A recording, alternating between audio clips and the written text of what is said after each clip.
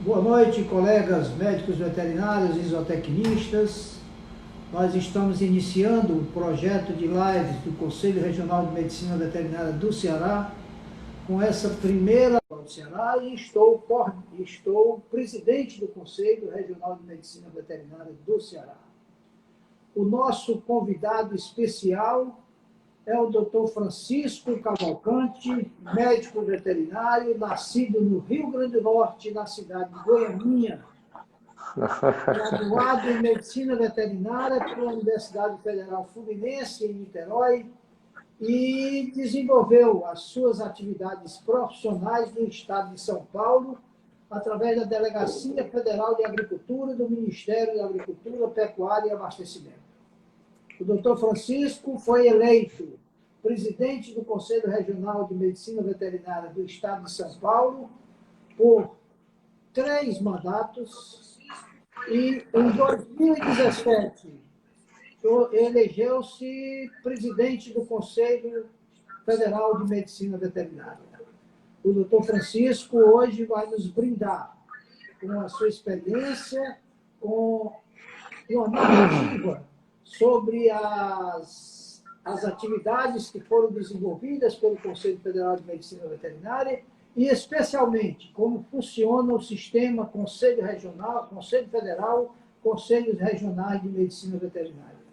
Nós chamamos a atenção dos colegas porque nós discutimos muito entre os presidentes de conselhos que nós precisamos divulgar a medicina veterinária para a sociedade. Então, esse projeto LIFE tem esse objetivo de levar à sociedade o conhecimento do que é a medicina veterinária. Mas antes de levar esse conhecimento do que é a medicina veterinária para a sociedade, nós precisamos levar os nossos colegas zootecnistas e médicos veterinários o que é o sistema Conselho Federal, Conselhos Regionais de Medicina Veterinária, para que eles possam realmente verificar a importância desse sistema para o desenvolvimento da profissão. É importante que todos tomem conhecimento, porque nós constantemente, nos regionais, e creio que isso não ocorre só no Ceará, nós recebemos inúmeros questionamentos de determinadas atividades que não competem ao Conselho. Eu vou só exemplificar aqui. Essa semana eu recebi um telefonema de um colega veterinário questionando que o Conselho deveria atuar em cima de um profissional que está atuando gratuitamente num bairro de Fortaleza. E nós mostramos para ele que o nosso Código de Ética não proíbe o atendimento gratuito de animais. Ele proíbe é que você use essa gratuidade como forma de se promover politicamente ou se promover de qualquer outra forma. No entanto, o que é proibido é a divulgação de preços promocionais, é a divulgação da gratuidade com outros objetivos. O atendimento em si, e isso eu sempre digo nas nossas solenidades, dos seminários de responsabilidade técnica, da solenidade de entrega de carteiras profissionais, que não existe um médico veterinário que não tenha feito atendimento gratuito a animais. E isso faz parte do nosso dia a dia. No entanto, nós não podemos, reforço isso, o nosso Código de Ética não permite que a gente utilize isso com o objetivo de nos promovermos, especialmente a promoção política disso aí. Então, nós estamos iniciando essas lives com esse objetivo, de divulgar a medicina veterinária, de divulgar os temas de importância, repetindo e chamando a atenção dos colegas veterinários e zootecnistas. Nós, essas 3 primeiras, hoje, no dia 1º e no dia 8 de julho. Essas 3 primeiras, nós já temos temas específicos para elas. Daí para frente, nós colocamos o site, a nossa página do Conselho Regional de Medicina Veterinária do Ceará à disposição dos colegas veterinários e zootecnistas para que enviem sugestões e podem até, além de sugestão de temas, já nos fazer a indicação das pessoas que vão trabalhar a nossa live. Um abraço a todos, espero que todos tenham bastante proveito, tenham uma boa participação. Vamos discutir a medicina veterinária, vamos discutir o sistema Conselho Federal e Conselho Regionais, iniciando pedindo ao doutor Francisco Cavalcante que faça o seu boa noite aqui e faça as suas considerações iniciais. Doutor Francisco, um grande abraço, seja muito bem-vindo e, após a fala do doutor Francisco, nós vamos abrir para as perguntas que serão enviadas pelos participantes. Doutor Francisco, boa noite e fique à vontade. Boa noite, doutor Célio. Primeiro eu quero te parabenizar, né, por essa iniciativa brilhante, né, de levar o Conselho aos colegas e à sociedade. E quero agradecer, né, aos colegas que estão participando conosco, nos ouvindo. E eu quero pedir desculpa por mandar um abraço todo especial aos meus conterrâneos do Rio Grande do Norte, que trabalham aí no Ceará, e aqueles que estão nos ouvindo lá no Rio Grande do Norte, principalmente na cidade de Goianinha. Eu costumo muito dizer, quando eu estou em alguma reunião, se alguém conhece Goianinha, né, todo mundo fica calado. Aí quando eu converso, conhece Pipa? Aí todo mundo levanta a mão, aí eu digo, passou em Goianinha. Então você vê que minha cidade é uma cidade pequena, mas é gostosa, é litoral, né? A economia de lá era baseada em cana-de-açúcar, né? E a gente veio de lá, filho de produtor rural, né? E que a gente sempre fala, né? Capinar com enxada é puxar cobra para os pés. Isso foi uma grande virtude que a gente aprendeu com os pais da gente, né? Em viver com dificuldade e até chegar a ser médico veterinário formado no Rio de Janeiro e funcionário, né, do Ministério da Agricultura aposentado, onde eu entrei como office boy e fiz toda uma carreira administrativa, depois me formei, fiz a carreira profissional, chegando a superintendente do Ministério em São Paulo, naquela época era diretor técnico, né? E hoje é superintendência. Trabalhei direto com o ministro Antônio Cabreira Mano Filho, no governo Fernando Collor de Mello. E aí entrei, me aposentei e recebi um questionamento de um grupo de colegas de São Paulo para trabalhar no Conselho Regional de São Paulo, onde me elegi em 2002 e somente em 2006, né, a gente, numa ação judicial muito pesada, assumiu o Conselho Regional de São Paulo, ficando lá por 3 mandatos, e você, Hélio, Célio e outros colegas delegaram para a gente essa possibilidade de dirigir o Conselho Federal de Medicina Veterinária desde dezembro de 2007 e 2017. Não é uma missão difícil, né? Mas uma missão gratificante, que todo colega deveria ter essa perspectiva, né? de procurar amanhã o seu trabalho e chegar ao topo do órgão, né, controlador da fiscalização do exercício profissional, que é o Conselho. Em 1968 surgiu a Lei 5.517, né, que é a lei que nos disciplina. Logo em seguida, a Lei 5.550, que disciplina a zootecnia. Então, essas duas profissões constituem o Conselho Federal de Medicina Veterinária hoje. E em cada estado você tem um conselho regional. Hoje são 27 conselhos.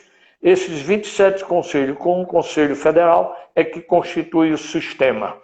Compete aos conselhos regionais a execução de tudo aquilo que são discutidos a nível de regiões, e o Conselho Federal, através de suas resoluções, ele disciplina o andamento da fiscalização a nível de país.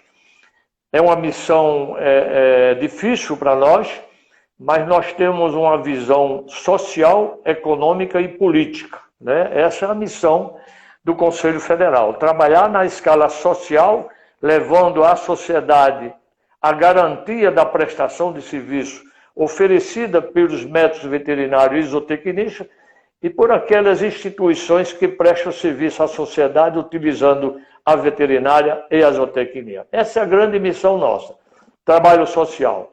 O trabalho econômico é que hoje você pega esse binômio zootecnia e veterinária, acrescido à agronomia, formamos um tripé que hoje é responsável pela evolução e a segurança do agronegócio brasileiro. Essa é a missão também nossa. E a política.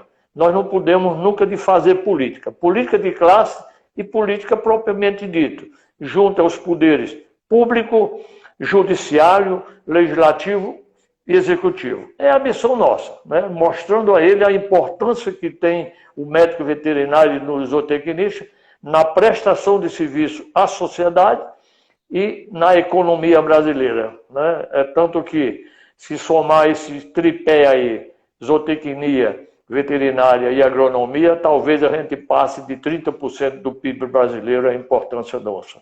Então, Célio, é uma alegria estar com você aqui, agradecer aos colegas que estão agora na sala, nos ouvindo, né? Agradecer aos nossos presidentes, que eu tenho certeza que os 26 estão nos assistindo, depois que você os convidou ontem na nossa Câmara de Presidentes, né, uma Câmara de Presidentes virtual, em que discutimos assuntos fundamentais para o engrandecimento de nossa profissão e para o engrandecimento e responsabilidade dos profissionais perante a sociedade.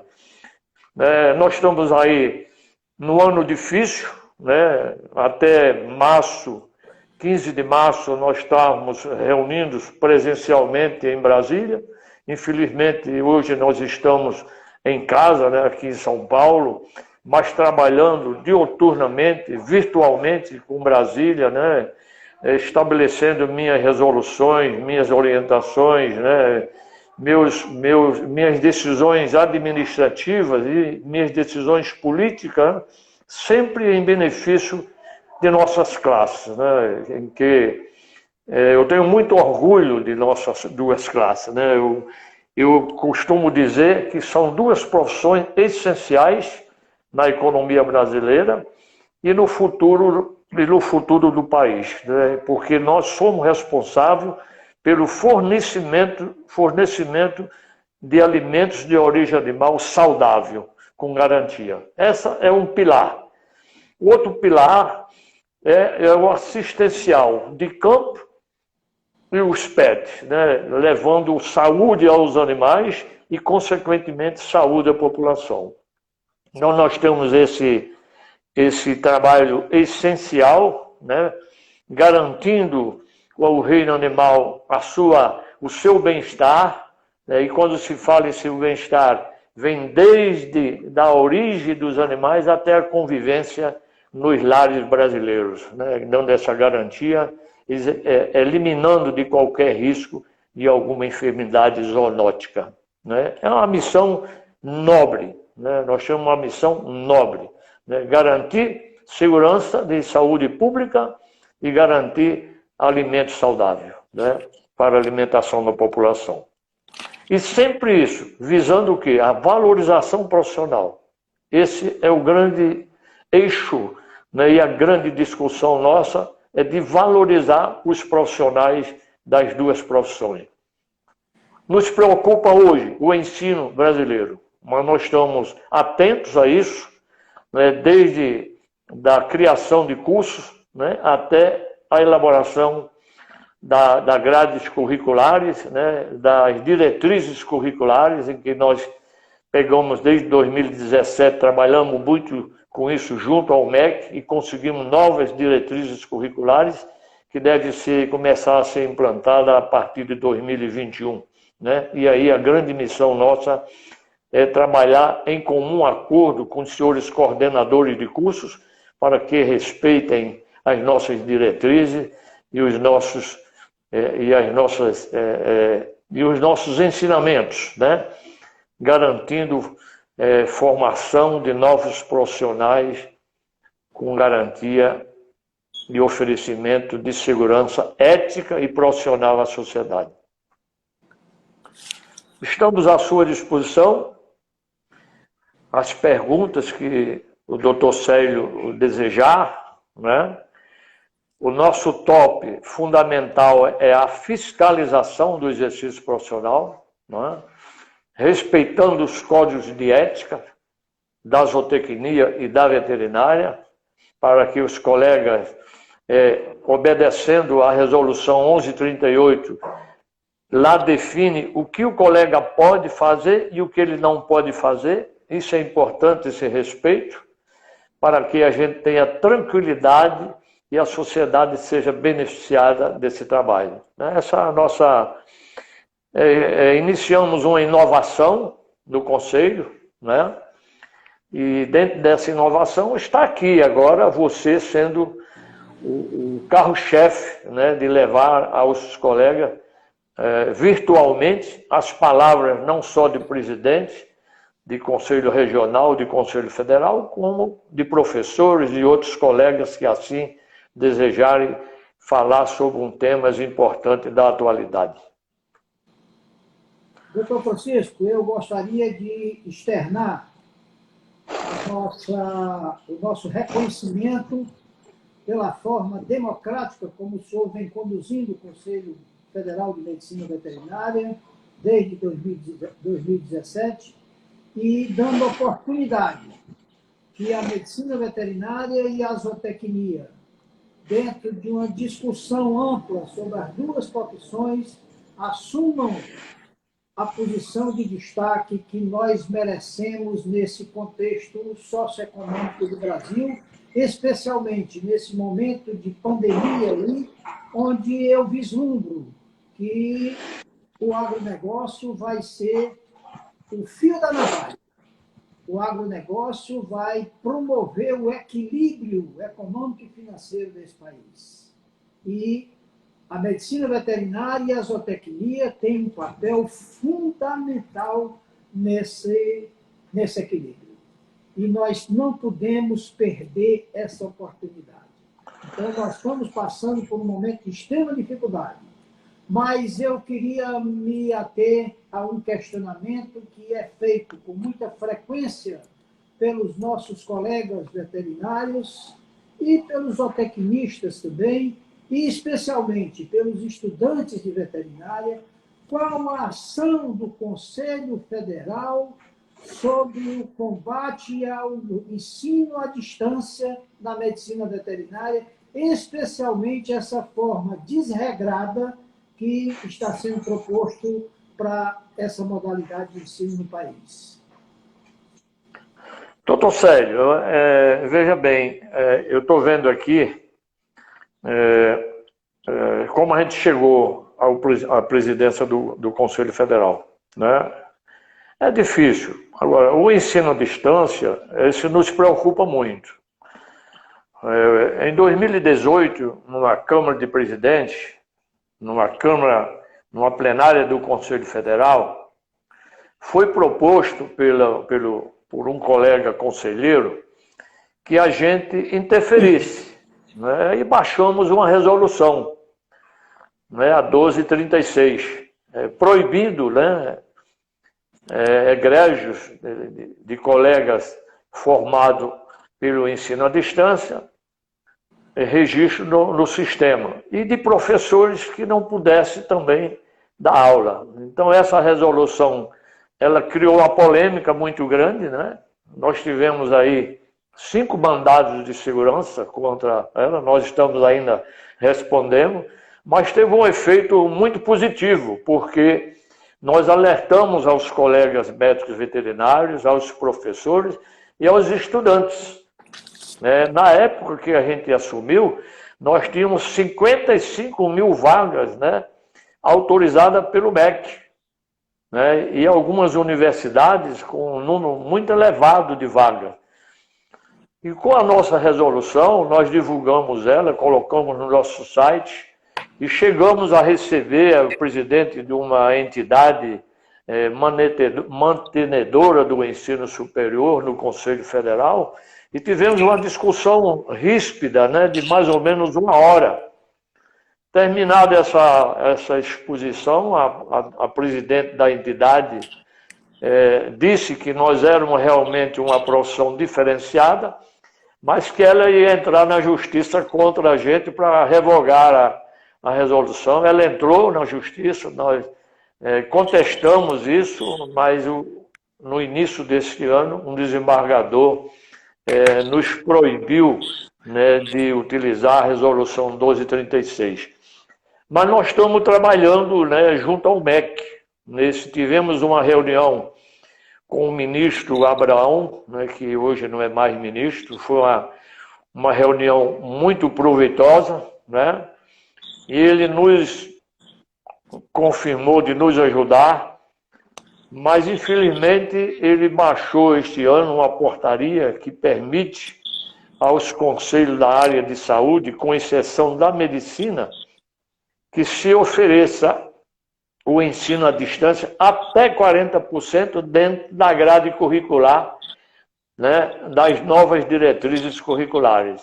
Então, compete agora a gente, num trabalho junto aos coordenadores de cursos, né, oferecer a esses coordenadores quais as disciplinas que poderão ser oferecidas à distância e qual o limite, né, disso aí. Então, é um trabalho, e aí eu peço que uma ajuda, né, de toda a sociedade, né, para que aqueles cursos que são oferecidos à distância sejam rejeitados, né, categoricamente. O colega não aceite, porque é enganação. É uma enganação. Dentro da veterinária, você dá aula à distância em 100% de medicina veterinária. Como? Como eu, aqui de São Paulo, eu vou ensinar lá em Goianinha uma cirurgia, um ato cirúrgico, uma palpação, um diagnóstico? Como? Então, é uma das profissões, né, a zootecnia e a veterinária, que exige a presença, exige a aula profissional presencial, né? Algumas matérias você pode ter alguma disciplina, né, que você dá um percentual à distância, perfeito, mas em 100% não. E o que nos chamou mais atenção são algumas universidades que têm base de apoio, né, para aulas teóricas, né, mas a sede dela é em São Paulo. Então, por exemplo, eu tenho no Ceará um curso à distância. Se o colega quiser fazer amanhã um treinamento prático, ele tem que vir para São Paulo. Isso é uma enganação. Como isso é possível? Né? Eu não posso, e nós não podemos, né, sistema, né, Conselho Federal, Conselho Regionais, e professores desses cursos não aceitaram uma coisa dessa. É imoral.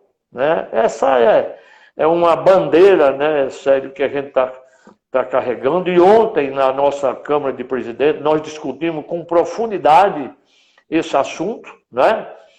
E até nós chegamos à conclusão de ter um grupo de trabalho, né, entre os profissionais, para a gente se antecipar e procurar o MEC, né, com fundamentos por estado por estado, né, documentado, chegar no MEC: ministro, não é possível esse curso à distância nessas condições. O que nós podemos fazer à distância é até esse limite. Então, essa é uma bandeira que a gente está carregando desde 2018. 2019 foi um ano muito difícil, mas conseguimos alguma vantagem. Este ano, infelizmente, com a pandemia, nós tivemos que recuar os nossos trabalhos nesse ponto, porque é um assunto extremamente político. Nós visitamos muitos gabinetes de deputados federais, de senadores, né, no sentido de frear esses cursos. Tivemos uma audiência na Câmara Federal e o assunto era esse, com todos os 14 conselhos da área de saúde, né, uma bandeira de tentar frear, junto ao governo, o curso à distância para a área de saúde. Não paramos com isso. Temos bastante deputados que aderiram às nossas reivindicações e continuamos com isso, né? Hoje ainda, mesmo trabalhando virtualmente, nós estamos aqui com 2 assessores parlamentares que nos assessoram diretamente, nos informam os PLs ainda que tramitam, né? E a missão nossa é essa. Amanhã mesmo, Célio, nós vamos ter uma reunião do Conselhão. O que é Conselhão? Vai começar às 9h30 da manhã, né? Exatamente nesse sentido do ensino à distância, né? E na PEC 108, né? Que nos atinge diretamente. Então não paramos, estamos atentos e a união do sistema é fundamental. Então nós temos que trabalhar numa liberdade, né, de pensamento, numa confiança mútua entre o presidente do federal com o presidente dos estaduais, para que a gente juntos conseguimos vencer todos esses desafios que afetam a veterinária e a zootecnia. Não sei se lhe atendi. Atendeu perfeitamente e eu queria mais uma vez parabenizar as ações do Conselho Federal, especialmente no combate a esse ensino à distância, tem sido um ponto de fundamental importância e todos os regionais têm acompanhado e têm consciência desse trabalho. A gente é um trabalho árduo, eu costumo dizer aqui, e sempre a gente tem conversado com os nossos profissionais da medicina veterinária e da zootecnia, que a função principal do Conselho Federal e dos regionais é a fiscalização do exercício profissional da medicina veterinária e da zootecnia, para que a população, para que a sociedade possa ter um serviço de qualidade e para que ela possa ter um produto final de qualidade, principalmente isento de qualquer patologia, de qualquer doença. Esse é o ponto fundamental. Paralelamente a isso, nós temos inúmeras outras atividades e, dentre elas, o senhor coloca muito bem isso aí, é a questão da preocupação com o bem-estar e com a causa animal. Nós tratamos isso com um carinho todo especial, os médicos veterinários e os zootecnistas. Em todas as nossas palestras e reuniões, nós temos afirmado que não existe bem-estar animal sem a participação do médico veterinário e do zootecnista. Isso é um ponto que nós sempre procuramos levar à população, porque é de importância fundamental. Agora precisa que nós, profissionais, tenhamos esse conceito e saibamos que nós precisamos tratar esse tema com uma responsabilidade científica muito grande. Nós não podemos nos deixar levar pelo emocional. Baseado nisso, os nossos colegas têm nos procurado muito sobre o combate aos falsos profissionais.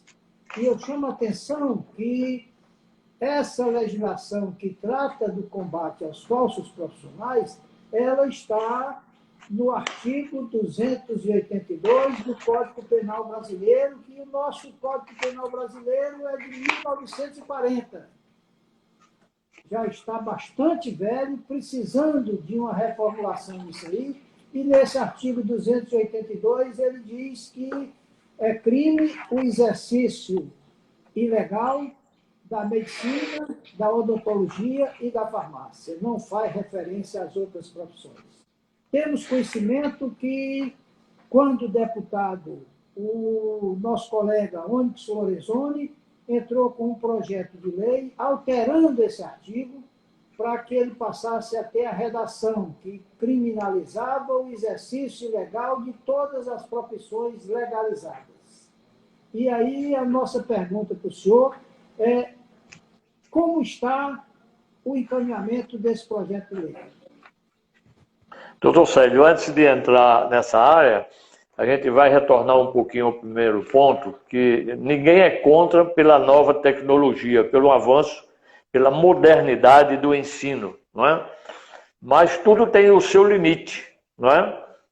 Você oferecer um curso de 100% à distância para a veterinária, isso fugiu o limite, né? Por isso, nós estamos discutindo para chegar, né, a um consenso com a nova tecnologia, o que pode ser oferecido à distância. Esse assunto que você tratou não atinge só a veterinária, como você mesmo diz. Este assunto é tratado também no Conselhão, né? E amanhã eu vou transmitir ao Conselhão a sua pergunta, porque realmente na última Câmara, na última reunião do Fórum do Conselhão, nós não tratamos desse assunto, né? Então amanhã eu vou...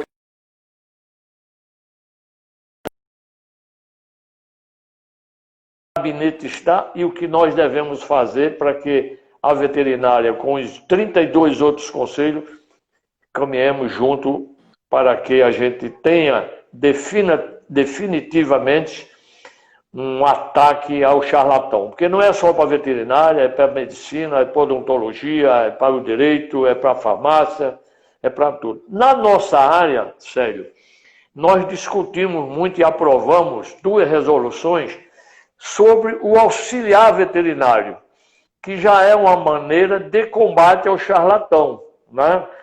Mas a gente tem ainda algumas dificuldades em alguns regionais, né, na formação de cursos, né, e no reconhecimento desses cursos e do auxiliar veterinário. Porque no momento que a gente aumentar esse leque, né, do auxiliar agregado aos conselhos regionais e ao federal, sobre a tutela do veterinário, nós vamos começar a chegar no charlatão, porque aquele auxiliar sob a tutela do veterinário de campo, ou veterinário de clínica, ou de estabelecimentos, se ele souber que tem um charlatão, ele vai dizer porque é uma concorrência, não é? Então, uma das visões que nós tivemos em normatizar o auxiliar veterinário e agregar a ele ao sistema sobre a tutela do veterinário e do zootecnista, a gente chega até no charlatão. Já é um ponto fundamental. Muito bem. Doutor Francisco, nós temos uma pergunta aqui de um colega veterinário, Wesley Everson. Ele é médico veterinário da Universidade Federal do Ceará. E ele participa de uma comissão aqui no Conselho, a Comissão de Áreas Emergentes, e hoje está fazendo parte da Comissão de Bem-Estar Animal também. E ele nos faz preocupado, é uma pessoa envolvida com o ensino da medicina veterinária também, preocupado com a ampla aumento dos cursos de veterinária no Brasil. Ontem, o Dr. Mário Pulga nos afirmou, o presidente do Conselho Regional de Medicina Veterinária de São Paulo, nos afirmou que São Paulo está com 99 cursos de medicina veterinária. O Brasil deve ter hoje em torno de 430 e poucos cursos de veterinária, enquanto o restante do mundo tem 750 cursos. Ele pergunta aqui quais as ações do Conselho Federal de Medicina Veterinária, quais as ações do sistema, Conselho Federal, Conselhos Regionais, para procurar inibir esse número exagerado de cursos de veterinária que estão surgindo no país. Ô, doutor Célio, é uma pergunta meio difícil, viu? Mas é clara, né? Eu acho que eu vou só corrigir São Paulo, 89. Ah, desculpe. Né? 89, faltando uma para 90. Só São Paulo. Né? Quando eu deixei São Paulo, tinha 32. Né? Hoje são 89. Eu deixei São Paulo em 2015. Então você vê a aceleração. Quem autoriza é o MEC. Nós não temos ingerência alguma, né, no MEC. Né? A universidade se apresenta, abre o curso, o MEC autoriza e cria as vagas. Compete a gente discutir, né? Eu sempre pensei em levar ao site do Conselho Federal o que é um curso de medicina veterinária, o mínimo, de um curso. O curso de veterinária, dentro das diretrizes curriculares, mostrar para a sociedade essa e trazer a sociedade para o nosso lado, né? Porque o curso não é barato, né? Hoje um curso das particulares, ele é caro, né? E do momento que a gente tem adesão da sociedade, analisando o que eu estou mostrando para a sociedade, o que é um curso de veterinária, a própria sociedade vai chegar, quando for matricular o seu filho ou for procurar o ensino, ela vai perguntar: quantos professores você tem na área de cirurgia? Não, eu só tenho 2. Opa, peraí. Professor falta, o professor adoece, o professor tira férias, né? Quantos professores você tem na aula de fisiologia? Ah, eu tenho 1. Opa, peraí. Então a gente vai dar com isso o número mínimo de professores dedicado ao ensino da zootecnia e ao ensino veterinário, né? É uma maneira que a gente tem. Paralelamente, nós estamos trabalhando junto ao MEC. Nós tivemos reuniões, quando eu falei com o ministro Abraão, nós levamos essa posição. E também trabalhando, né, junto ao Poder Legislativo, que crie uma legalidade para que os conselhos federais possam opinar na criação do curso, né?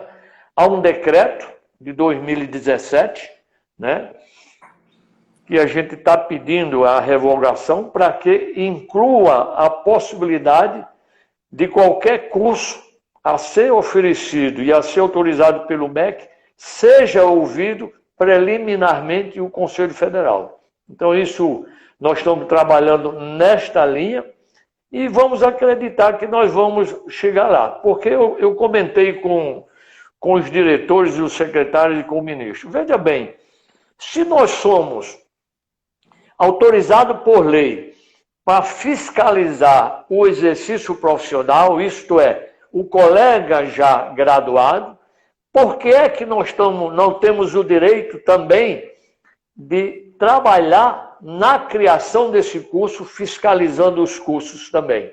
Então, essa proposta nós fizemos, né, isso está documentado, e nós vamos trabalhar nesse sentido, né, nesse sentido de a gente dar uma freada. Me perguntaram, por que não a prova de proficiência? Eu tenho minhas dúvidas. Porque com a prova de proficiência, nós vamos criar um monte de cursinhos, não é? E tem mais. A nossa lei diz, o colega, para exercer o exercício profissional, ele só pode com a cédula profissional. Se eu abro uma prova de proficiência, né, e tenho aqui 5.000 profissionais para fazer essa prova, 100 passam, 4.900 são reprovados. Esses 4.900 não vão receber a cédula de identidade, mas eles são formados. E aí? Nós temos 4.900 colegas que se formaram, pagaram o curso, receberam o diploma, mas não pode por uma prova teórica de 200 ou 300 questionamentos, que reprovou o colega, e muitas vezes não é aquele ponto de especialização do colega. Então eu vejo esses detalhes numa prova de proficiência que, para se estabelecer, tem que ser muito bem estruturado, e muito bem, porque não é só responder a prova teórica, é também fazer a prova prática, né, do curso de proficiência, e isso é inviável. Então, o que é que nós propusemos? O ensino com qualidade. Essa é a nossa meta. Eu cheguei até propor na Câmara de Presidentes que o nosso curso de 4.000 horas passasse para 6.000 horas, isto é, 6 anos. Em que o último semestre do último ano seria o semestre de estágio obrigatório. Nós temos que caminhar nessa linha, Célio. É uma batalha árdua? É, mas nós temos que chegar lá. mostrando ao poder econômico, mostrando ao poder político a nossa importância.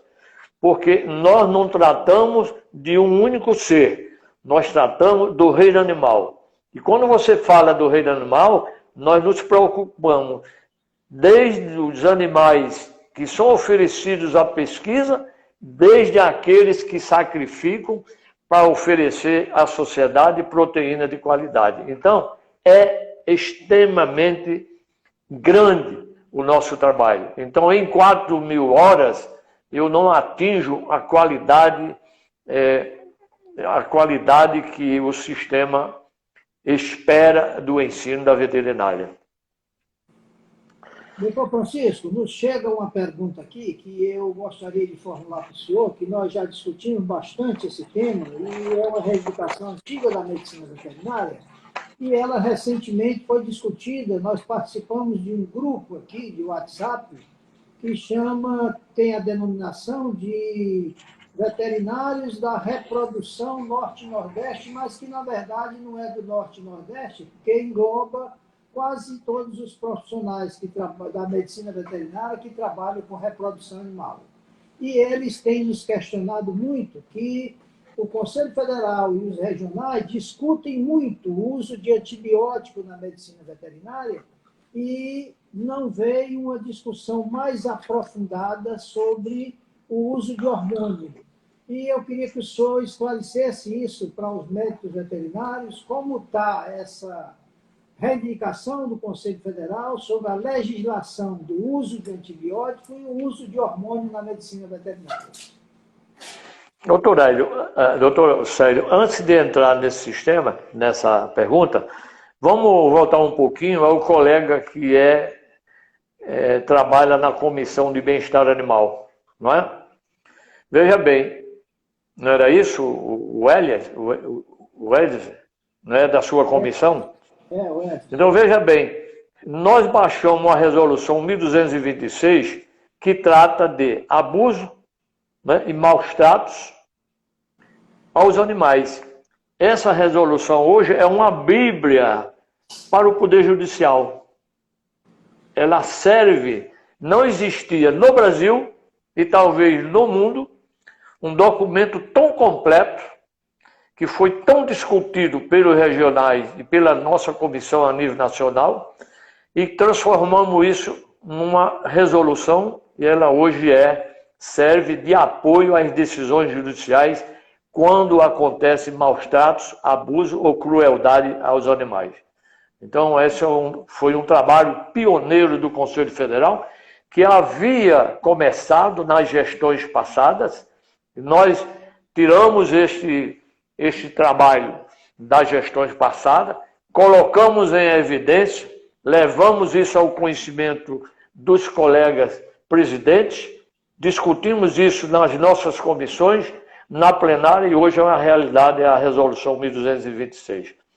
Com relação ao hormônio, nós hoje temos 2 médicos veterinários que participam, representando o Conselho Federal, no Ministério da Agricultura, Pecuária e Abastecimento. E este assunto está muito bem avançado e eu acredito que logo, logo nós teremos aí uma instrução normativa obrigando o receituário médico veterinário para o hormônio e antibiótico. Muito bem, doutor. Eu concordo com isso aí. O Conselho Federal tem tido uma participação muito eficiente no que diz respeito ao reino animal, no avanço do uso de antibióticos. Nós precisamos regulamentar isso aí, é uma exigência do mundo moderno hoje que está exigindo isso. Perfeito.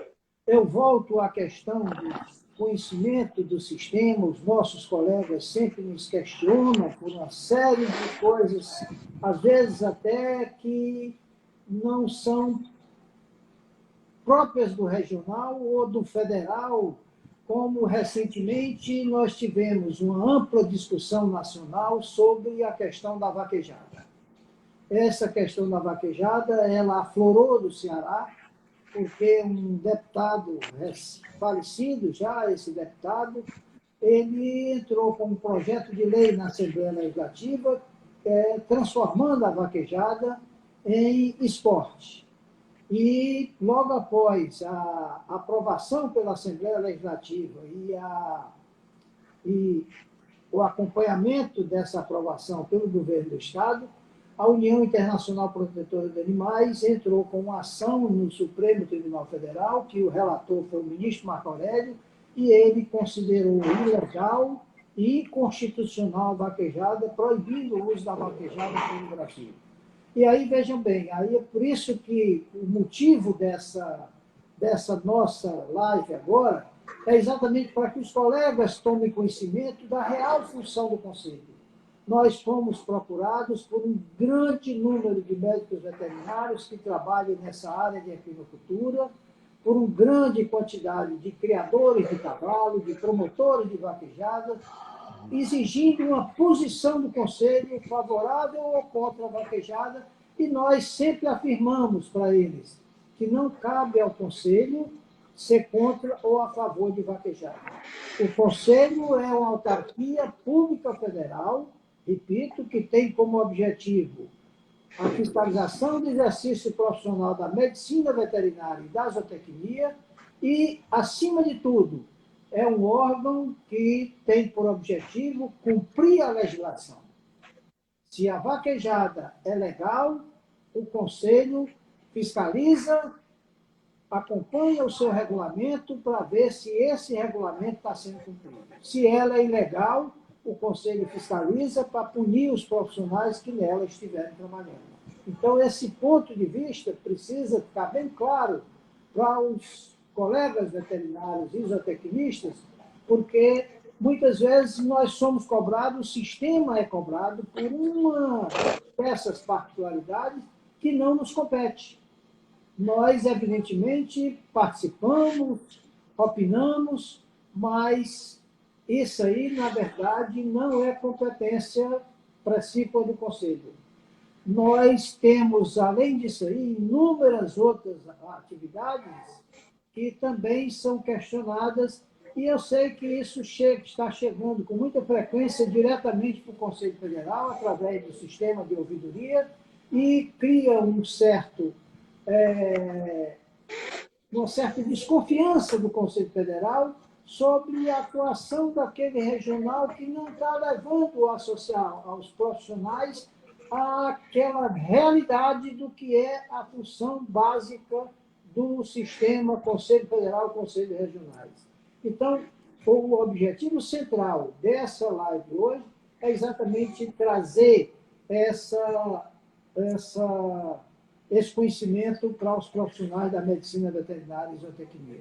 Agora, uma pergunta que nos chega aqui é qual a visão que o Conselho Federal tem da evolução ou do exercício da profissão de médico veterinário e zootecnista nesse período pós-pandemia.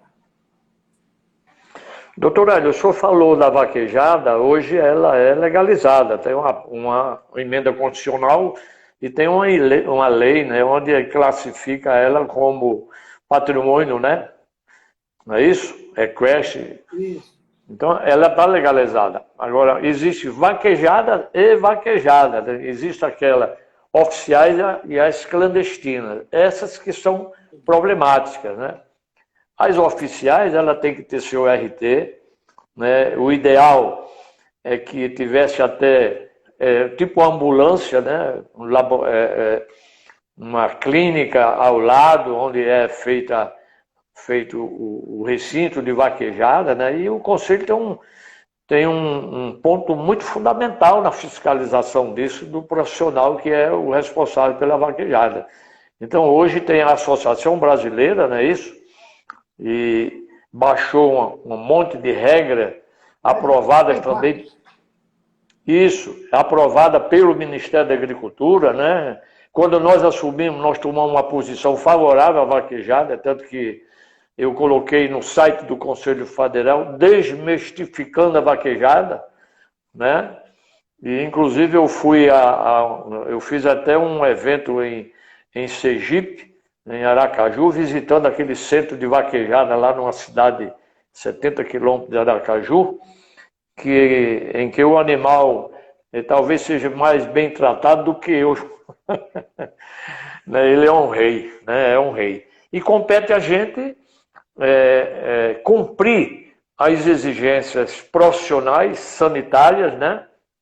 E as exigências que o Ministério da Agricultura estabeleceu e a própria associação. Então a vaquejada hoje é legalizada. Isso. Agora existe a falsa vaquejada, que essa tem que ser denunciada, né? Essa realmente não cumpre nenhum princípio da legalidade.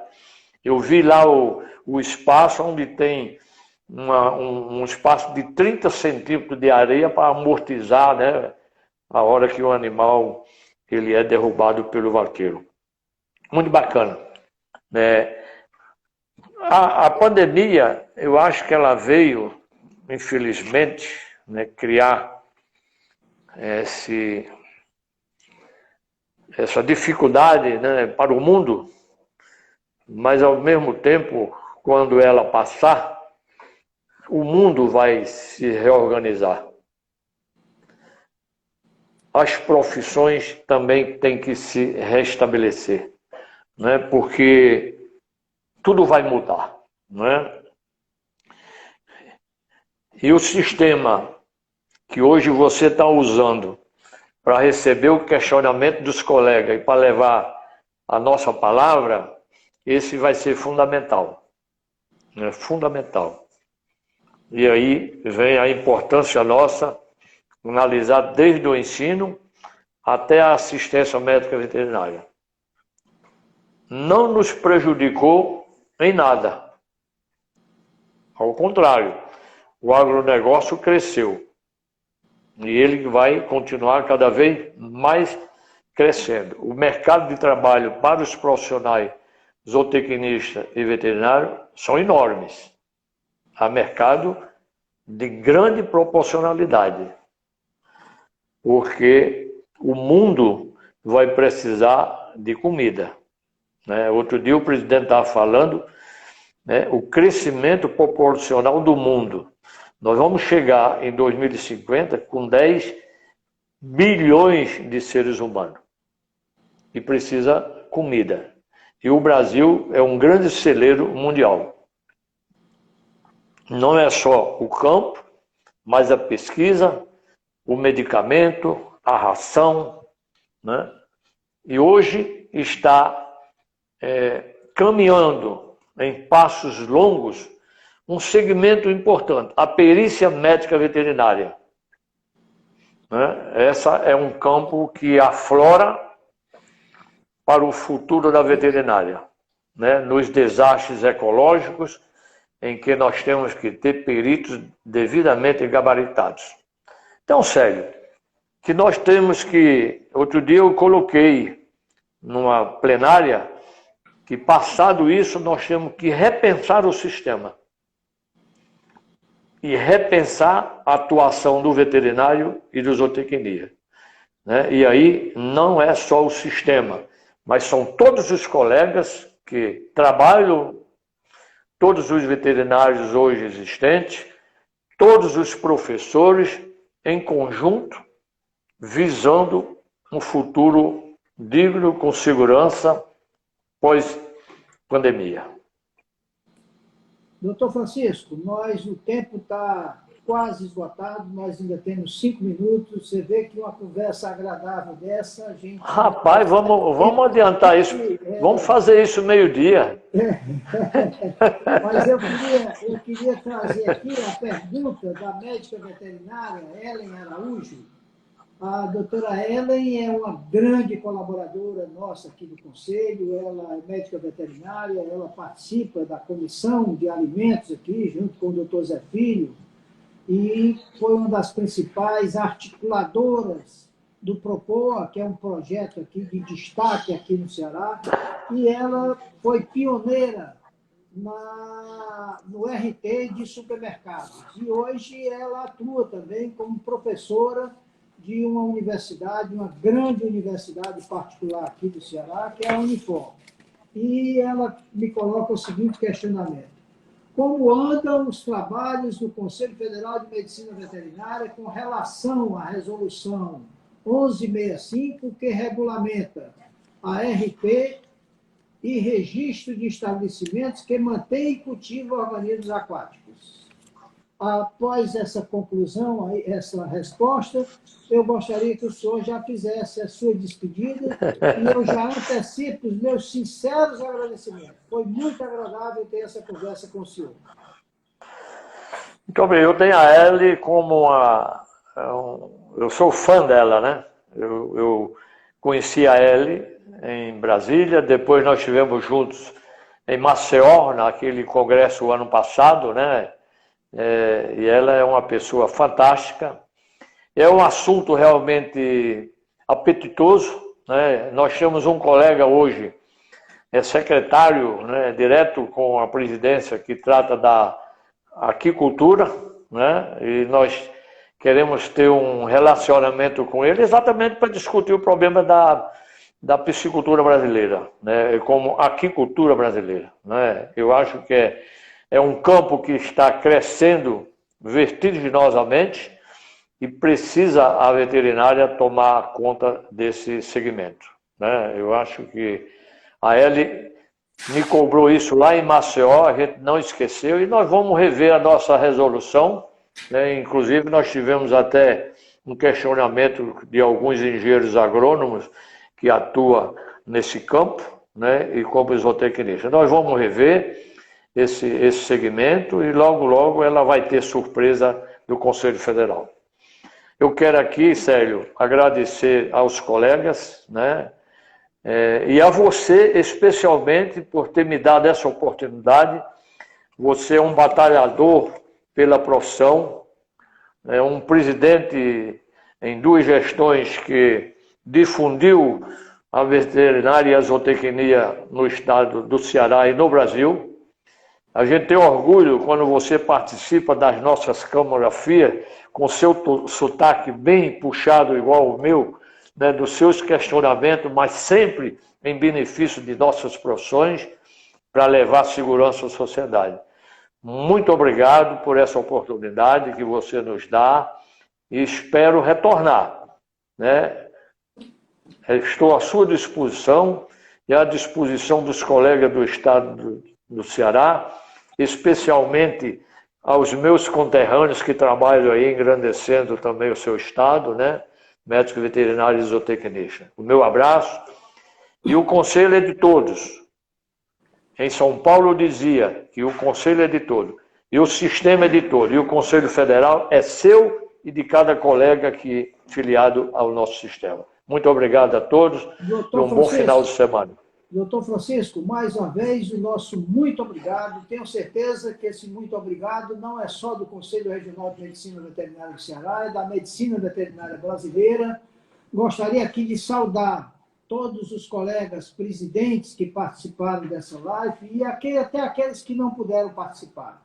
Espero que a nossa medicina veterinária e a zootecnia tenham o crescimento merecido, o destaque que merece, e peço ao nosso grande arquiteto do universo que nos proteja, nos dê sabedoria para conduzir o destino das nossas profissões. Um grande abraço para o senhor, estaremos sempre à disposição aqui no Ceará. Obrigado e amém. Um abraço a todos.